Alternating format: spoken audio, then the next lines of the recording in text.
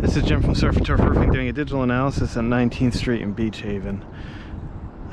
Now Dave, I wanted to bring you up on the roofing system to show you exactly why you're seeing some of the problems that you are. The very first thing that jumped out to me was your exhaust ventilation up here, your ridge vent. Now what this is meant to do is this is meant to allow air out of the attic system and the rafter base to allow the roofing system to properly cool down and maintain that 50-year life. But what it's doing is it's so compressed that it's actually cutting off that airflow and causing these shingles to heat up. Now I brought up my temperature gun so you can visualize how much heat is getting trapped in this attic system here. So I pointed out, so you're reading about 86.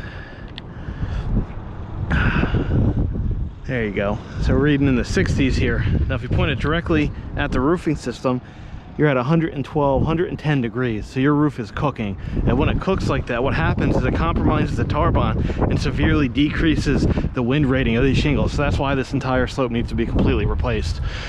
And leaves you with issues just like this here. Each and every one of the nails is completely rusted out and backed out of the roofing system here. Now what that's going to allow for is allow rainwater to hit this nail and drive straight down to the end of the decking of the roofing system here. So I took out my moisture meter to read the level of moisture, and a normal reading should be under 1%. So if I put it on my arm, it's off the charts. So if I put it right around where this patch is, you're at 7%. You're at 2-3%. Come down a little further, you're at 8%. Over here you're at 10-11%. So you're definitely getting a good amount of water retention, which is going to eventually start making its way down those nail holes, down those penetrations, and cause damage to the insulation below and eventually damage through your sheetrock. But the biggest problem that I see up here is over here on this front side here. So you can see the amount of shingles that are completely missing over here, and the ones that are actually getting ready to blow off here.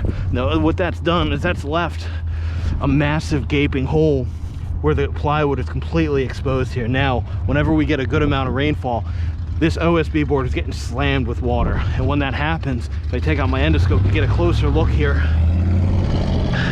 so you'll see this wood is completely broken apart and starting to rot out. So Dave, I'm glad you called us when you did, so we can jump ahead of this immediately before this causes you guys more and more issues, not to mention the mold and the mildew that'll stem from this. So what me and Jimmy are going to do is get down, put a plan together for you, and make sure we get this entire right slope completely replaced.